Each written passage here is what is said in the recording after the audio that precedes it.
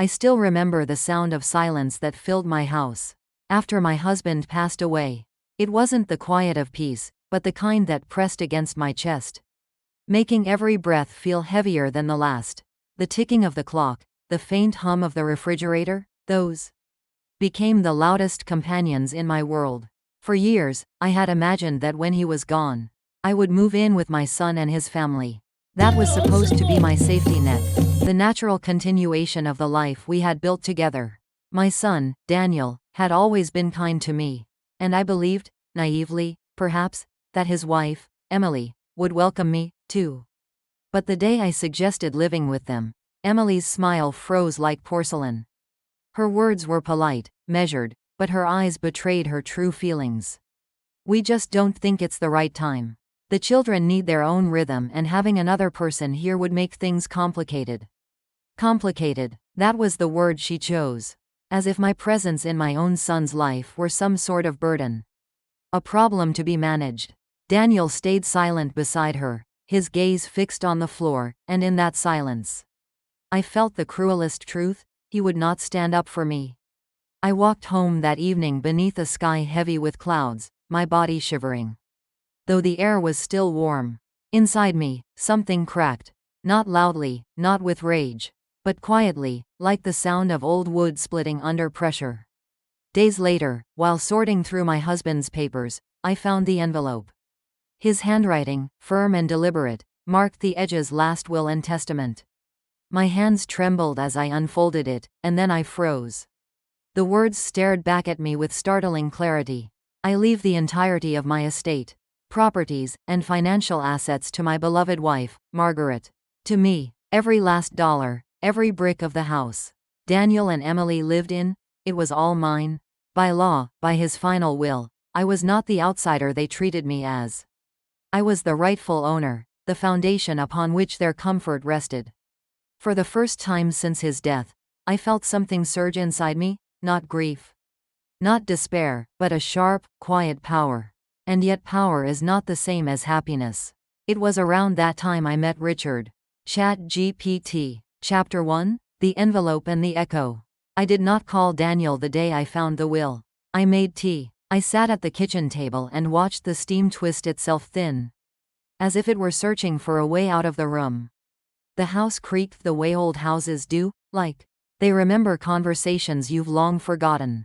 On the table lay the envelope with my husband's handwriting, firm, square letters.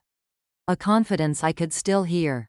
Last will and testament. I had read the critical line a dozen times already. "I leave the entirety of my estate, properties, and financial assets to my beloved wife, Margaret."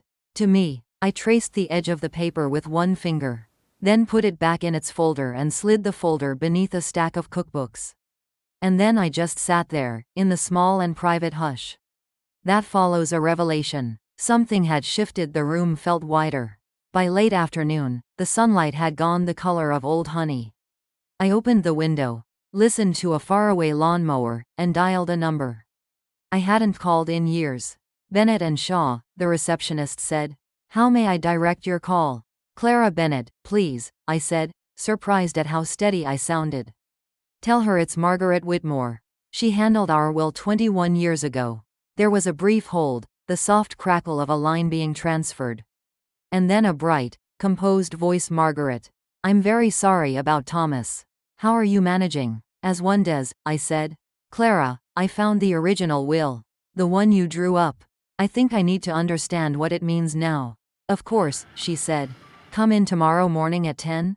Bring whatever you have, originals if possible." After we hung up, I closed the window and stood a while longer. The house was suddenly both shelter and instrument, every hinge and board tuning itself to a key I recognized from a different season of my life. I rolled my shoulders back. I was not a meek woman, I had simply been quiet for a long time. Clara's office smelled faintly of lemon oil and paper. She was one of those women who look like they were born wearing a blazer, neat bob, kind eyes that missed nothing. She hugged me without fuss, then settled across from me and opened a legal pad. "Let's start with the facts," she said. "Thomas's will leaves everything to you. Any codicils, amendments, newer instruments I should know about?" "None that I've found," I replied. This is the original. He kept it in the desk, in the old manila envelope with the brass brad. Classic Thomas, she said, smiling. All right, I've pulled your property records. The house Daniel and Emily live in, title is solely in Thomas's name. No transfer recorded since purchase. The accounts listed here, we'll verify balances. But the structure's straightforward. Now, procedurally probate. We'll file, publish the notice, and move through inventory and distribution. There are timelines, but we're not in a fight unless someone chooses to be. And if someone chooses to be? She held my gaze. Then we respond with the law. That's what it's for. I nodded. My hands were folded in my lap. They looked calmer than I felt. Clara, I said, they don't want me to live with them. Her pen stilled. Daniel said that? Not in so many words. Emily did. The children need their rhythm. It would make things complicated. Daniel stood there like a boy who lost his homework. I'm sorry, she said simply. That hurts. I exhaled. I'm not a woman who likes to force a door, Clara. But I won't be turned into a guest in a house Thomas and I paid for, and then be told I'm a burden for asking to help fold the laundry. The pen resumed its soft, swift movement.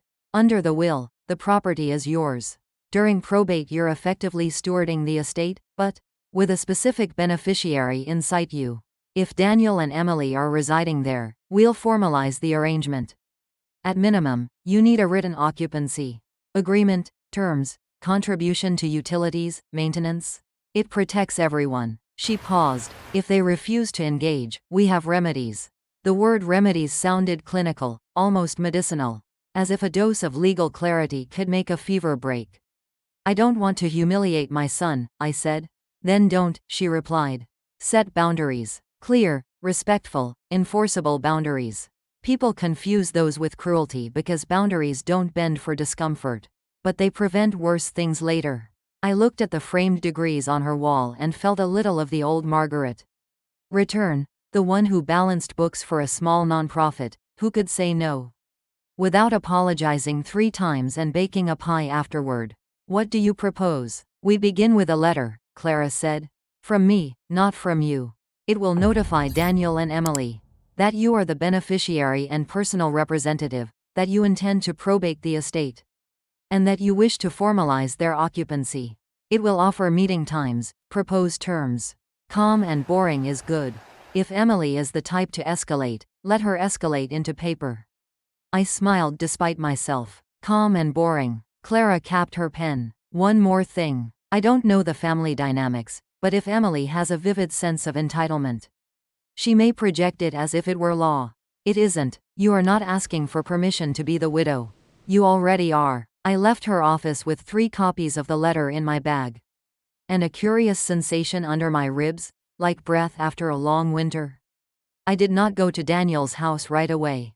I walked instead to the tree-lined street, where the Saturday farmers' market unfurled, bright tents and soft chatter, baskets of peaches veined in gold. It was there I bumped a shoulder against someone and murmured an apology. He turned, and we both laughed in that startled, friendly way of strangers. Entirely my fault, he said, hands raised in surrender. He was tall, early 60s, with the kind of weathered hands that spoke of projects and tools. I was trying to decide if those are sunflowers or mutated skyscrapers. Sunflowers, I said, but I've seen smaller skyscrapers. He grinned. I'm Richard. Margaret. We stood in the warm shade of a maple and talked about nothing that mattered, produce and coffee and the way the town always smelled faintly like cut grass in late summer. He mentioned he ran a little woodworking studio for veterans and anyone who liked the smell of sawdust. I told him I had once, long ago, been able to build a bookcase that stood without wobbling. He suggested I come by and see if the talent remembered me. I'm in the middle of some estate matters, I heard myself say, surprised at the words. But perhaps when the dust settles.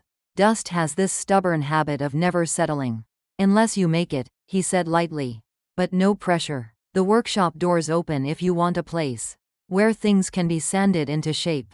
We parted with a wave. He walked away with the easy, unhurried gait of someone who wasn't late for anyone. I stood a moment longer, hands empty, feeling exactly as if I had been handed something. On Monday, Clara's letter went out by certified mail and email. By Tuesday afternoon, Daniel called. "Mom," he said, his voice soft with caution. "We got a letter from a lawyer." "Yes," I said. "Clara Bennett. She drew up the will originally." A pause, and then a muffled sound. "Emily in the background. Perhaps, or a cabinet closing too hard.